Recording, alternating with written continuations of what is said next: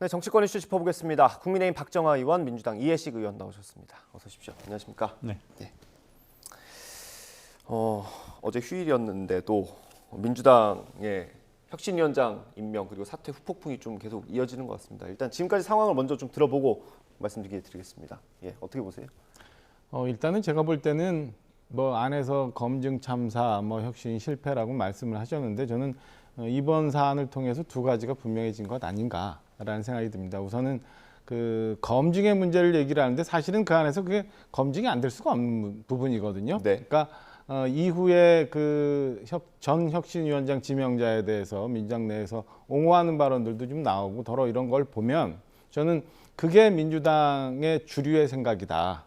지금 그 전 혁신위원장이 했던 여러 가지 그 논란의 발언들에 대해서 네. 대충의 이해하고 공감하는 게 민주당 주류의 생각이기 때문에 저런 문제에 대해서 아무 문제 없다라고 넘어갔던 것 하나. 두 번째는 이재명 대표가 당을 혁신하겠다고 하고 일부 비명계에서 당에 대해서 좀 더 민주적으로 갈 수 있고 좀 더 외형을 확장할 수 있는 그런 방향으로 혁신 방안을 만들자고 하고 혁신위를 발족을 했는데 네. 여전히 이재명 대표는 당을 놓고 싶은 생각이 없다. 어느 정도의 절충을 통해서 당 대표직을 유지하는 게 이재명 대표의 최고 목표다라는 한 두 가지 정도는 이번 사안으로 확인이 된 것 같다라는 평가를 좀 하고 싶습니다. 네.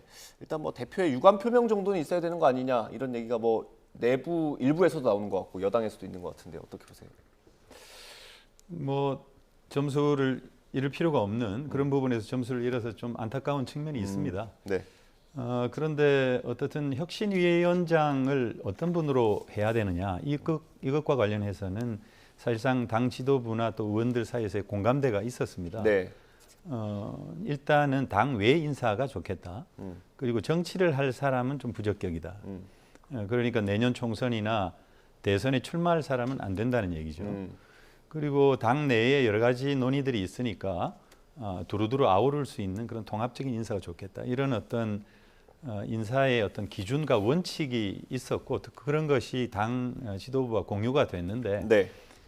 사실 이제 의외의 일이 발생을 한 것이죠. 이 부분에 대해서는 상당히 좀 당 대표도 그렇고 저희 지도부도 물론 뭐 책임이 있겠습니다만은 네.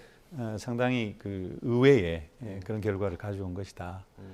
그러나 그런 어떤 인사의 기준이라든가 원칙이라든가 이런 것은 크게 살아 있는 것이고 예. 빨리 후임 인사를 결정을 해서 이 국면을 좀 수습을 빨리 하는 것 이것이 가장 현명한 방법이 아니겠나 이렇게 생각을 하고 있습니다. 예. 뭐 지금까지 나오는 언론 보도만 보면 이래경 이사장을 임명하는 과정이 어떤 극소수만 알고 있던 과정인 것 같더라고요. 뭐 다음에 또 임명을 해야 되지 않습니까? 이런 건 좀 어느 정도는 좀 지도부끼리 정도는 알고 검증을 같이 하는 게 필요하지 않을까 싶은데요. 그러니까 어떤 인사의 기준, 원칙 이런 것은 다 합의가 된 거고 그래서 누구를 뽑을 것이냐에 대해서는 이재명 당대표에게 이제 위임을 한 건데 실제 이런 검증 과정은 보안이라고 하는 문제가 있어서 네. 사실 인사가 보안이 생명이지 않습니까? 뭐 바깥으로 사전에 새 나간다든지 하면은 사실 그 헝클어지는 것이거든요. 네. 그리고 정당은 사실 이런 인사 검증에 어떤 시스템이 있는 조직이 아니기 때문에 조금 난점이 있습니다. 특히 이제 당 외 인사를 모실 때는 어김없이 그런 문제가 발생하곤 하죠. 당 내 인사는 사실은 검증할 필요가 없는데 그래서 이제 그런 위험 요인이 있었는데 다만 이제 이래경 전 이사장 같은 경우는 이사장님 같은 경우는 상당히 그 도덕적으로 매우 훌륭한 분이고 또 당 내에서는 굉장히 강직하고 또 아주 그 품성이 뛰어난 그런 분으로 알려져 있었기 때문에 크게 문제가 없을 것이다 이렇게 봤던 것이죠. 네. 그런데 천안함 자폭설이라고 하는 정말 의외의 어떤 일종의 그 뭐라 그럴까요? 지뢰를 만나가지고 좌초가 된 게 아닌가 네. 그렇게 생각합니다. 이 이래경 이사장이 SNS에 글을 올린 다음에는 별 대응을 하지 않았었는데 취재진들에게 입장문을 오늘 또 보낸 모양이에요. 거기서 얘기한 게 좀 더 논란이 될 수 있을 것 같은데 천안함 자폭이라는 건 자신이 과잉 표현한 것이라고 했는데 정확히는 원인 불명 사건이다. 이런 주장을 했습니다. 어떻게 생각하세요? 그러니까 지금 그 국민들 대다수가 분노하고 있는 지점에 대해서 본인이 여전히 인정하지 못하고 있는 거잖아요. 그러니까 천안함 폭침에 대해서 자폭이라고 주장하는 것보다는 저는 이내경 이사장이 갖고 있는 그 시대착오적인 좀 삐뚤어진 이 사관이 문제가 있는 거라고 봐요. 그러니까 네. 가령 미국의 패권 문제, 아니면 뭐 윤가라고 표현하는 현직 대통령에 대한 인식, 뭐 이런 것들이 과거 뭐 80년대, 70년대 운동권적 시각에서 여전히 벗어나지 못하고 그 상황에서 이루어지는 일들을 본인 스스로 이제 해석을 해서 했던 일들이 더 많은 문제가 있다고 보거든요. 네. 지금 현재 얘기한 것처럼 본인 여전히 또 다시 현안함에 대해서는 원인 불명이 맞고 나는 아직도 모르고 여전히 그 이상 얘기했던 건에 대해서는 전혀 인정하지 않는 상황이라면 저는 굉장히 심각한 문제라고 봅니다. 지금까지 우리 국민들이 왜 저렇게 민주당 정권에서는 북한에 유연하고 중국에 좀 굴욕적이고 네. 뭐 이런 것들이 어디서 비롯되는가 이런 궁금함을 많이 갖고 있었는데 앞서 말씀드린 것처럼 민주당의 주류가 저런 인식을 갖고 있고 저런 사관을 갖고 있다는 게 이번 건으로 저는 증명됐다고 봐요. 그러니까 이해식 의원님께서는 도덕적이고 굉장히 훌륭한 분이라고 말씀은 하시지만 저는 전혀 현재 2023년을 사는 대한민국의 모습으로는 맞지 않는 분들이 민주당의 많은 인식을 갖고 있고 또 하나는 뭐 확인은 안 됩니다만 여러분들이 뭐 추천 인사에 대해서 보도가 나오고 있어요. 만약에 그런 분들이 추천을 했고 이를 이재명 대표가 별로 비판 의식 없이 들었다면 네. 저는 여전히 이재명 대표가 아까 말씀드린 것처럼 당내 본인의 리더십을 흔드는 건에 대해서 대충의 절충을 하면서 이 현재 상황을 이 현재 민주당 상황을 유지하겠노라라고 한 것이기 때문에 네. 저는 민주당의 혁신이 굉장히 요원해진다라고 평가하고 네. 싶습니다. 이번 논란을 시작으로 또 이재명 대표의 사퇴론이 또 얘기가 나오고 있습니다. 뭐 이상민 의원은 어제 이어서 오늘 라디오에서 똑같은 얘기를 했더라고요. 네. 뭐 일각에 이길 수 있습니다만 어떻게 보세요? 우선 그 아까 이 자폭설 관련해서 네. 민주당은 그것을 인정하지 않고 있고 그리고 민주당은 천안함이 북한에 의해서 격침된 것이다라고 네. 정리를 하고 있고 이미 끝난 얘기입니다. 네. 그런데 이제 자폭설을 SNS에 올린 사실이 뒤늦게 발견된 거죠. 네. 그래서 굉장히 충격을 받았던 것이고 그래서 부적격이다라고 하는 그런 분위기가 돌았고 이래경 이사장이 그걸 받아들인 것입니다. 이제 본인은 아쉬워서 이렇게 본인 입장을 얘기를 한 것인데 원인이 불명이다. 이것도 사실은 저희들은 수용하기 어려운 것이죠. 네. 이 점은 분명히 네. 합니다 하고 이것을 기회로 해서 이재명 대표가 그만둬야 된다. 그건 너무 과한 정치적 공격이고 그리고 이상민 의원 같은 분은 사실은 이제 말씀만 하시면 네. 이재명 대표가 물러나야 된다 이렇게 하시는 분이어서 그 진정성을 믿기 어렵고 네. 그리고 지금 그러면 이재명 대표 없이 총선을 치르자는 것인지 한번 반문을 하고 싶습니다. 네. 압도적인 그 차기 대권 주자 1위인데 우리가 전국 선거인 총선을 치를 때 그런 대권 주자가 함께 같이 치르는 것과 네. 대권 주자가 없이 치르는 것은 천양지차입니다. 당의 리더십을 스스로 붕괴시키는 가운데 총선을 맞이해야 되느냐 반문하고 싶습니다. 네. 그 이 이래경 이사장의 임명을 기자들과 얘기하는 과정에서 그 권칠승 대변인이 좀 발언이 논란이 되지 않았습니까? 조금 전에 기자회견을 했나 봐요. 어제 여당에서는 사퇴를 촉구했는데 일단 사과하는 정도로 마무리하는 것 같거든요. 어떻습니까? 사퇴는 아직 안 했나요? 예, 기자회견은 했는데 사과만 한 걸로 제가 이제 확인이 방송 됩니다. 들어가기 전에 속보 보니까 유감이란 표현은 한 것 같은데 사퇴는 미처 못 보고 나오는데 저는 저희가 기사를 뭐 간단히 읽어드리면 네. 그 권칠승 수석 대변인이 결국 고개를 숙였다. 공당의 대변인으로서 부적절한 표현을 사용했고 천안함 장병과 유족들을 비롯해 마음의 상처를 받았을 모든 분께 깊은 유감의 말씀을 드린다. 이 정도 입장을 밝혔습니다. 그러니까 이제 그 발언에 대한 책임을 지지는 않고 유감이라는 사과 표명으로 이제 넘어가려고 하는 것 같은데 저는 아까 말씀드린 것처럼 지금 권칠승 수석 대변인이 첫날 기자들의 질문에 대해서 천안함 이 이 스스로의 민낯을 보여준 거라고 판단하거든요. 네. 그렇다 보면은 저는 그 전에 이재명 대표 체제하에서 김의겸 대변인도 굉장히 많은 설화를 일으켰었어요. 네. 그래서 당에 많은 영향을 미치고 부정적인 인식을 줬던 것도 사실인데 지금 상황에 대해서 여전히 당 대표로서 이 건에 대해서 정리를 못하고 이렇게 이제 수석 대변인직을 유지하게끔 하는 거는 저는 개선의 의지 내지는 혁신에 대한 의지보다는 현재 상황을 유지하고자 하는 생각이 또 나왔다. 그리고 아까 말씀드린 것처럼 저렇게 생각하고 있는 그 책임을 느껴야 될 지휘관이 무슨 낯짝으로 이렇게 나오느냐라고 하는 차마 입에 담을 수 없는 저런 발언에 대해서도 그냥 용인하고 그게 민주당의 대다수의 의원들의 생각이다라는 것을 보여주는 단면이라고 봅니다. 좀 안타깝고 이 사건을 과연 국민들은 얼마나 보고 있는지 한번 네. 지켜봐야 될 대목이라고 봅니다. 예, 알겠습니다. 일단 혁신위를 만들기로 했고 뭐 한번 인선에 잡음이 좀 크게 있었지만 다시 임명을 해야 될 거 아닙니까? 그 앞선 기조가 어쨌든 정치권 밖에 있는 사람들을 데려오자는 거였는데 이번에 한번 좀 문제가 생겼으니까 좀 기조가 바뀔 수도 있습니까? 그 권칠승 수석 관련해서 잠깐만 좀 말씀을 드리고 예, 넘어가죠. 알겠습니다. 일부러 안 여쭤봤는데 또 말씀하시다고 하네요. 예. 권칠승 수석이 이제 기자 브리핑을 할 때는 그 얘기를 안 했습니다. 네. 기자 브리핑을 마치고 나가는데 이제 몇 분 기자분이 따라오면서 이제 얘기가 이제 지속이 됐는데 네. 그때 그 지나가는 말로 한 얘기죠. 그러니까 긴장도가 떨어진 상태에서 네. 그냥 일상적인 대화처럼 이제 한 얘기가 그렇게 보도가 됐는데 물론 그렇다 하더라도 좀 과한 말씀을 하신 건 사실이죠. 예.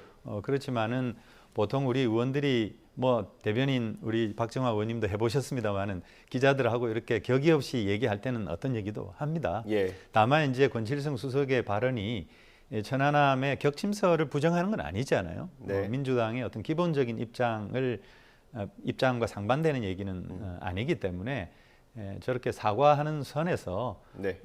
받아줘야 되지 않겠는가 이제 그런 생각이 들고요. 예. 그리고 이제 후임 인선과 관련해서 사실상 아까도 말씀드렸습니다만은 당 외 인사를 영입을 할 때는 검증 문제가 굉장히 중요한 문제입니다. 네. 그래서 한계에 봉착하게 되고 이 사실 한 3주가 지났지 않습니까?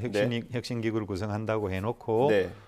아무런 이 발표도 없었는데 이 3주 동안 어떤 분이 좋을까라고 이렇게 굉장히 그 나름대로 고심을 한 것이고 또 나름대로 당에서 검증을 한 것인데 이번에 어떻게 보면 실패를 한 거죠. 그렇다면 꼭 당 외 인사여야 하는가?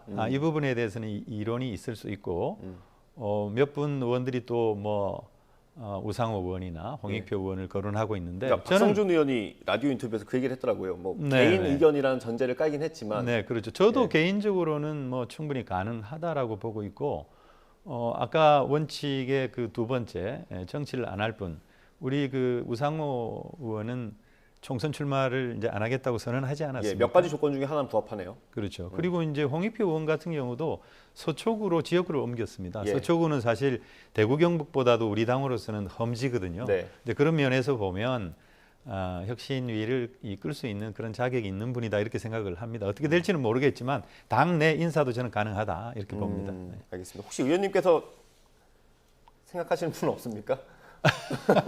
뭐 이 자리에서 말씀드리기 좀 그렇네요. 그렇습니다. 의원님께서 혹시 뭐 추천해주고 싶은 사람 있을까요? 아니 뭐 그런 건 없는데 네.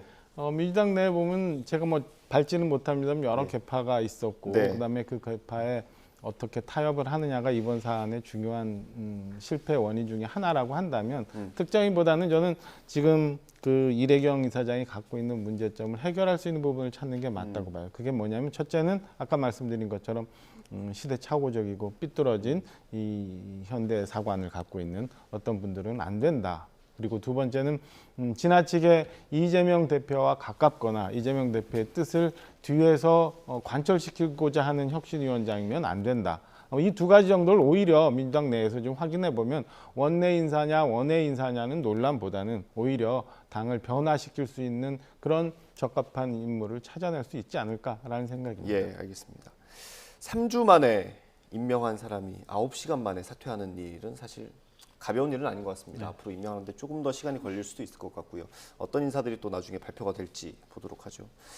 다음 주제 넘어가 보겠습니다. 송영길 전 대표가 오늘 검찰에 또 자진 출석을 했습니다. 조사 없이 돌아갔고요. 지난 한 달 정도 전쯤에도 비슷한 일이 있었거든요. 혹시 뭐 당이랑 얘기된 게 있었을까요?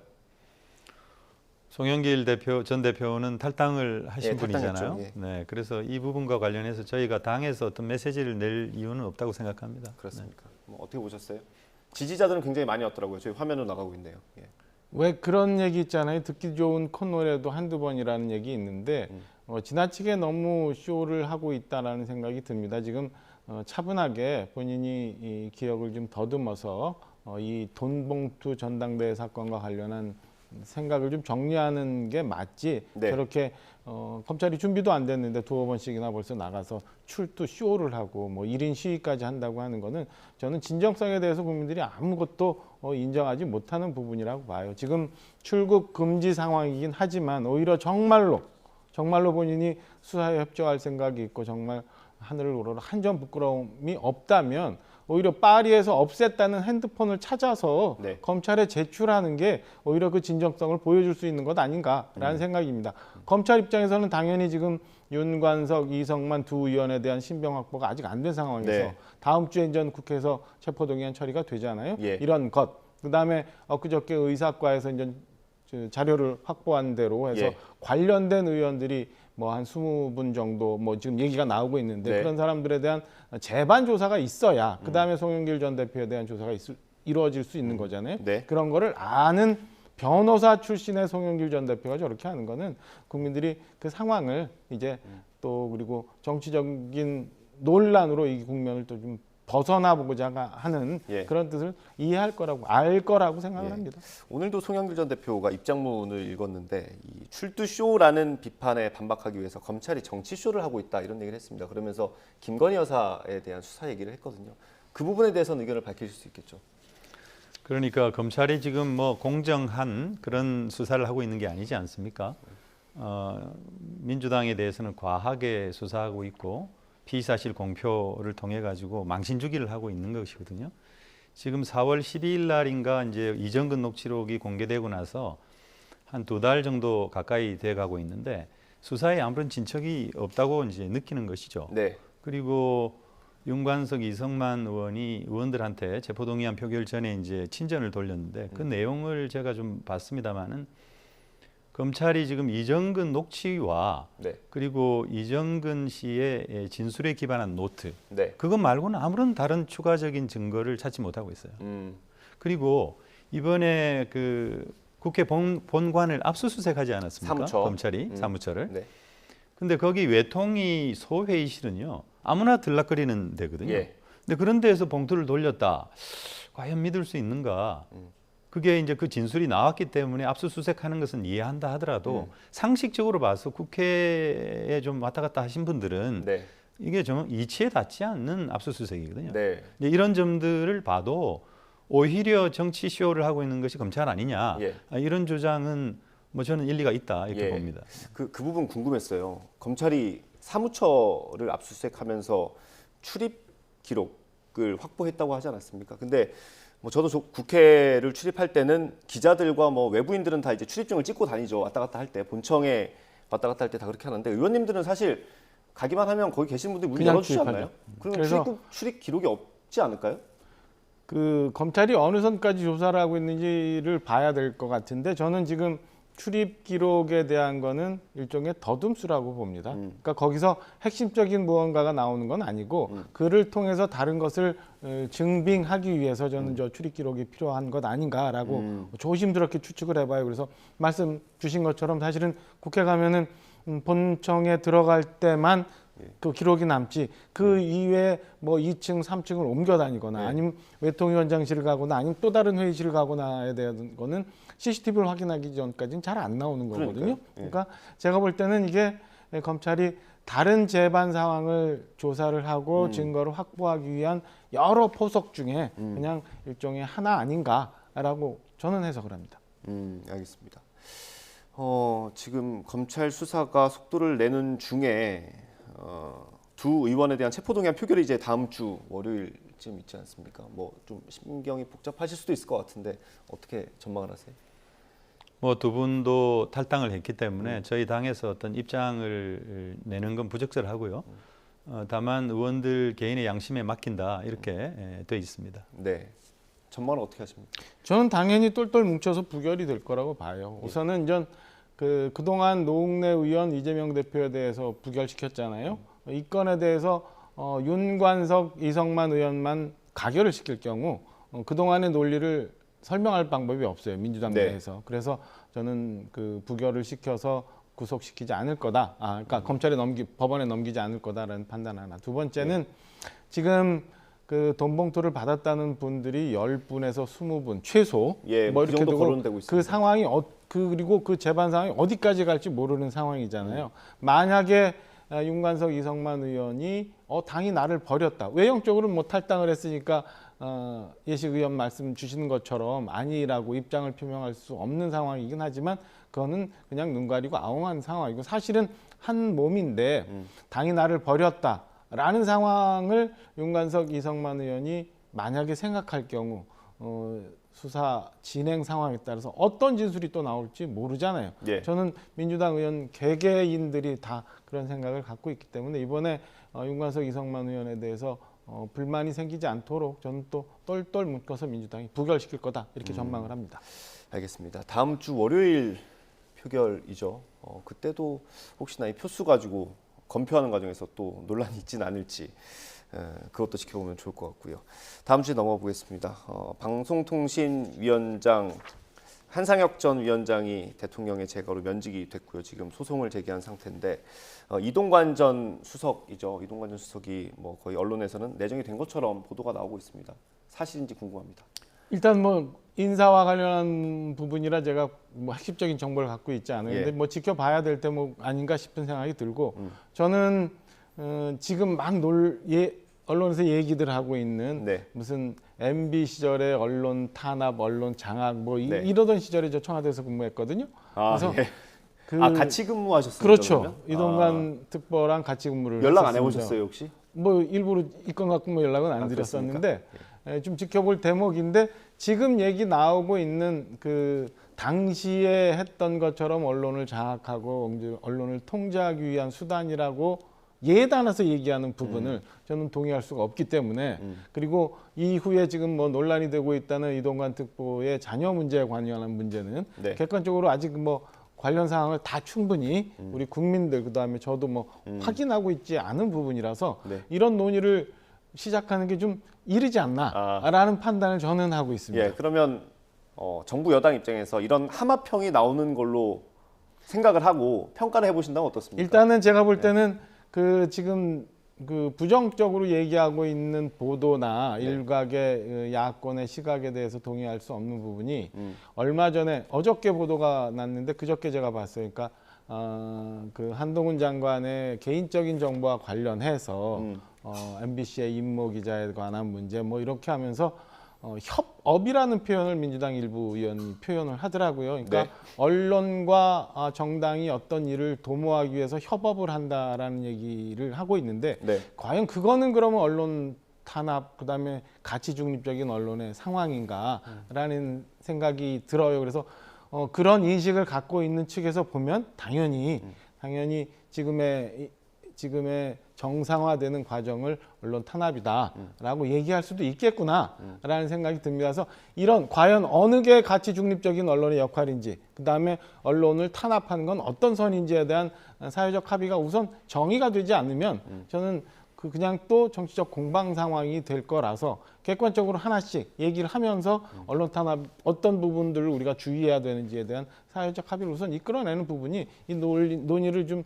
쉽게 갈 수 있는 부분 아닌가라는 생각이 듭니다. 저는 아까 말씀드린 것처럼 정당과 특정 언론이 협업을 한다는 표현 네. 그리고 얼마 전에 보도가 났습니다마는 무슨 이런 토론 프로그램에 진보 성향의 인사들의 패널이 비중이 너무 높았다는 거 이런 것들은 그럼 과연 가치 중립적인 건가라는 것들도 한번 문제를 제기를 하면서 아마 저는 시청자분들이 국민들이 과연 언론의 중립성, 언론의 탄압이라는 게 어떤 거냐 한번 돌아볼 부분이 있다라고 생각합니다. 가능성이 높긴 한가 봐요. 말씀을 굉장히 길게 해주셨어요. 네, 의원님. 네, 그 지금 윤석열 정권이 언론 장악을 위해서 혈안이 되고 있다. 저는 그렇게 생각합니다. 이관섭 정책기획수석. 예, 정책 아니죠. 이제 국정기획수석인데. 국정기획수석. 네, 국정기획수석이 국민의힘 당협위원장 워크숍에서 이런 얘기를 했습니다.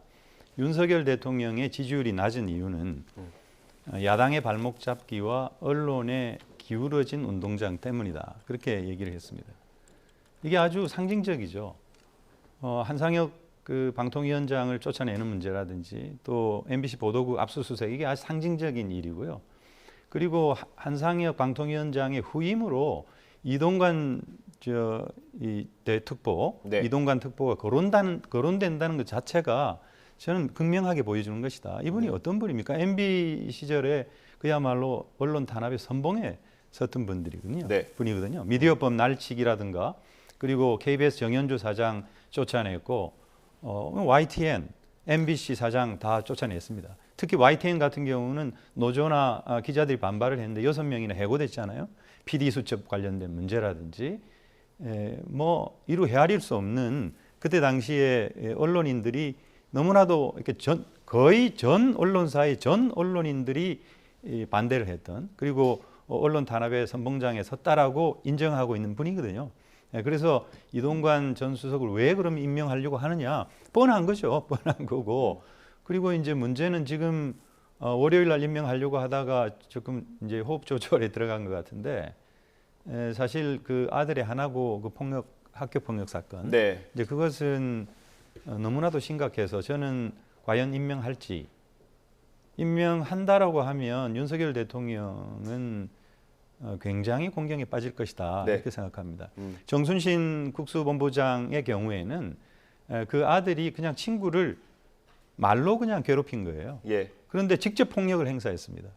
친구의 머리를 책상에 300번 이렇게 부딪히게 한다든지. 야, 그게 이제 그 일부 언론 보도를 통해서 알려진 내용이죠. 피해자들이 그렇게 진술했다는 거. 진술서를 제가 봤습니다. 아, 보셨어요? 네네. 그걸 좀 저희를 주세요. 예, 그렇게 하겠습니다. 예. 저희도 그리고 확인을 한번 해보겠습니다. 네, 학생들의 진술서가 있습니다. 예, 피해 학생들. 그렇죠. 그리고 친구끼리 싸우게 했는데 안 싸우니까 직접 폭력을 가한다든지 또 권투와 이제 뭐 헬스를 했는데 뭐 친구들을 눕혀놓고 질근질근 밟는다든지 아주 엄청난 그리고 무자비한 폭력 행위가 있었다라고 하는 거. 그리고 더 중요한 것은 하나고에서 이것을 그냥 뭉갰습니다. 네. 학폭위도 소집을 하지 않고 전학을 보냈거든요. 네. 그리고 이동관 당시 그 수석의 부인이 학교를 방문을 해가지고 학교 폭력 문제를 제기하는 교사들의 명단을 달라 이렇게 얘기를 했습니다. 네. 그리고 그 하나고가 하나지주 회사 계열의 그 학교 아닙니까? 그 하나지주사의 그 김승유 회장이 이동관 수석을 적극 이렇게 덮어주고 방어했다라고 하는 썰이 있습니다. 예. 이런 것들이 다 낱낱이 밝혀져야 한다. 예. 만일에 임명하게 되면은 굉장히 큰 사건으로 번져갈 것이다 이렇게 봅니다. 예. 일단 그 학교 폭력은 논란이 불거진 적도 있었고 그 판단, 그 학교 폭력 사건에 대한 판단은 안 나온 거죠. 그 판단이 할 수 없는 상황이었는지 하지 못하게 한 건지 그것도 논란이 되는 부분이긴 한데 일단 말씀하신 대로 지명을 한다면 인사청문회를 거칠 거 아닙니까? 그러니까 거기서는, 지금 예. 예식 의원님 말씀 주신 여러 가지 거는 아까 당신께서 말씀 주신 것처럼 썰이에요. 썰이니까 이 건에 대해서 이제 자료 요구들도 있을 거고 네. 이 건에 대해서 본인이 이제 해명을 할 테니까 네. 그거를 보고 난 다음에 판단하는 게 맞지 않나라는 예. 생각이 듭니다. 그리고 이제 분리를 해야 되는 거는 아들이 어떤 일이 있었건 간에 그 건과 아버지가 어떤 공직을 맡는 거는 좀 다른 문제라고 봐요. 그래서 아버지가 학교 폭력을 없애는데 이 소위 말하는 학폭위도 안 열고 아니면 전학하고 뭐 이런데 영향을 미쳤느냐 안 미쳤느냐에 직접적으로 관여했느냐 이런 부분도 저는 중요한 부분이라고 보거든요. 그러니까 일단 객관적인 정황을 우리가 다 들어보고 난 다음에 판단하는 게 옳지 않나라는 점 하나. 두 번째는 아까 말씀드린 것처럼 과연 중립적인 언론이라는 게 어떤 건가 이거는 한번 보고 판단할 문제라고 봅니다. 근데 어찌 됐건 그 정순신 전 국수본부장의 사례로 보면 이 사실 이게 학교 폭력이라는 사안 자체가 굉장히 좀 만약에 그 이 학교 폭력이라는 게 정말 객관적으로 입증이 되고 이 건에 이동관 특보가 개입이 되어 있다라고 하면은 저는 공직을 맡을 자격이 없다고 봅니다. 저는 그 건은 저희가 객관적으로 듣고 난 다음에 판단을 해야 될 문제라고 봅니다. 이게 제가 아까 이제 예. 진술서라고 얘기를 했는데 그 진술서 원본인지 아닌지는 제가 확실하게 모르겠지만 그 진술을 요약한 네. 그런 내용이 분명히 있습니다. 그걸 제가 읽었던 거고 그건 이미 이제 보도를 통해서 여러 번 알려졌던 내용이고요. 예, 그 아마 네. 상세한 내용은 최근에 제가 어디 그 언론 그 라디오에서 들었던 것 같습니다. 그런 내용이 있었는데 그 실체를 저희가 확인을 네, 한번 그걸 해보는 제가 건 좋을 것 같습니다. 보내드리겠습니다. 그렇죠. 알겠습니다. 시간이 아주 조금밖에 안 남았네요. 선관위 내용을 하려고 했는데 짧게 듣고 마무리를 해야 될 것 같습니다. 선관위원들 사퇴를 지금 주장하고 계시는데 만약에 전체가 사퇴한다면 지금 사무총장도 없고 차장도 없고 그럼 업무를 누가 해야 되는지. 선관위 전체 지금 인원이 한 3,000명 정도 된다고 합니다. 네. 그러니까 선거를 관리할 만한 조직으로서는 좀 방대한 편이라고 보여지고요. 그다음에 뭐 총장, 차장 다 없습니다만은 충분히 지금 올해 선거가 특별히 없지 않나요? 그러니까 저는 그거를 새로 선관위원을 임명하고 그 선관위라는 조직을 정비하는데 만약에 전원이 사퇴를 하더라도 네. 저는 크게 문제가 없다고 봅니다. 그래서 지금 현재 매일매일 속속 드러나고 있는 이 의혹을 네. 선관위가 독립적인 헌법기관이라고 하면서 저렇게 자체 방어하면서 버틸 일은 전혀 아니라고 보고요. 국민들이 다 확인할 수 있게 하고 다시는 이런 일이 없도록 해야 되는 게 우리 시대가 갖고 있는 소명이라고 생각합니다. 예. 선거관리위원회 내부의 채용 비리에 대해서는 엄격하게 조치를 해야 되고 수사를 통해서도 확실하게 밝혀야 됩니다. 저희 당의 입장이 그런 건데요.